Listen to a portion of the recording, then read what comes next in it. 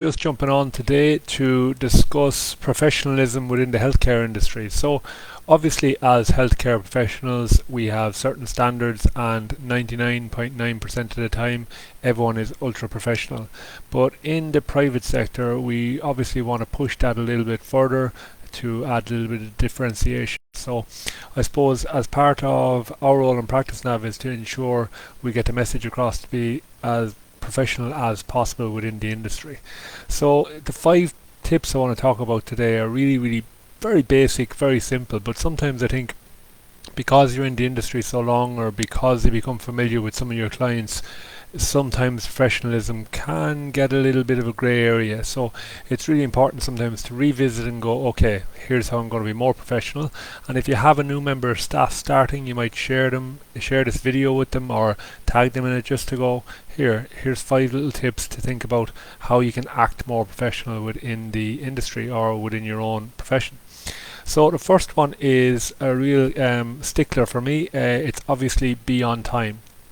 And the reason it's a stickler for me in the private practice is people, I suppose, come to our clinic on time expecting a treatment at a specific time. So if you are constantly running over with patients and your 30-minute appointments are generally going to 45-minute appointments, and that's compounding throughout the day, then your last patient may have to wait a half an hour before you see them. The problem with this is it's having a knock-on effect not only on the patient's lives but on your family life, because you're having to stay back an extra half an hour. You're not getting home to put your kids to bed or whatever the case may be, or to go training or whatever it is. So it's having that knock-on effect. So a simple way to manage that will be, if you continuously running over your 30-minute appointments, extend them to 40 minutes, extend them to 45 minutes, raise your prices based on that. You can't sandwich it in and you're overloading your day and your admin staff each time. And patients are becoming frustrated because they're having to wait the 5 to 10 minutes extra, their appointments may be being cut short or whatever the case may be. And then if you're dragging your appointments on, so let's say your appointment was supposed to finish at 4 o'clock, it doesn't finish till 4:15, that patient leaves to go pick up their kids, maybe their kids have been waiting for their parents since maybe 4:10, whatever, they're not there, something happens to their kids, they get into a fight or whatever.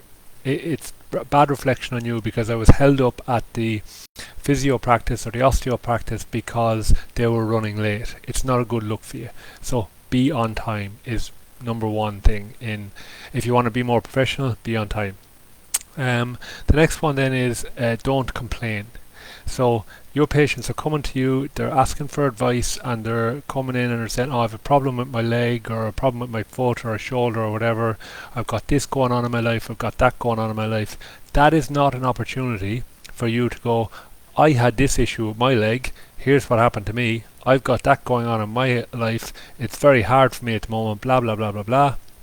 It's not an invitation to share war stories. So don't start complaining to your patients about what's going on in your personal life regarding injuries or anything else going on in your professional or personal life. It's not professional. So keep that to one side.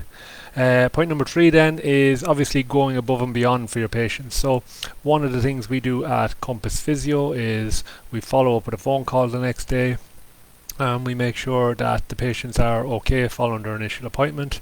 If we need to send a letter to the GP or phone the GP, we'll try and do that all in the one day, so it's done and dusted and they're not waiting. So it's a bit like, doing what you say. If you say, oh, I'm going to send on the exercises, the worst thing I find is if a patient is having to ring up and go, the physio said they would send on their exercises, we still haven't gotten them yet, what's going on?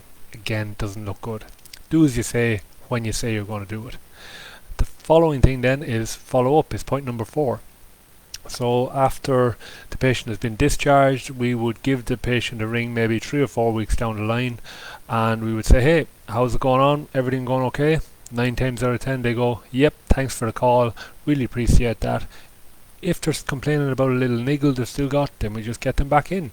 Let's get it fixed. People say, oh, I don't like following up with patients if they're not in pain, or they're not ringing me, why should I ring them? It shows that you give a shit. And that's what a follow-up call is. If you don't want to do that, that's fine, but I'm just saying to be more professional, to be that ultra professional going down the line, it makes a big difference.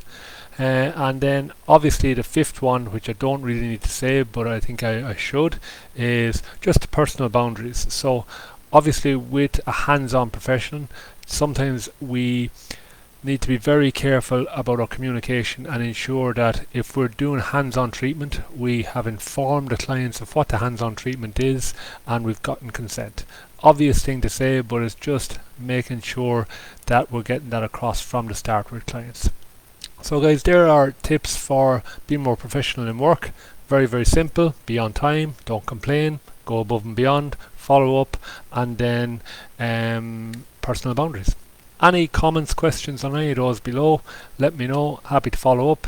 If you want to have a chat, it's colin@practicenav.ie, or follow our blog, www.practicenav.ie. Thanks very much and have a great week. Cheers.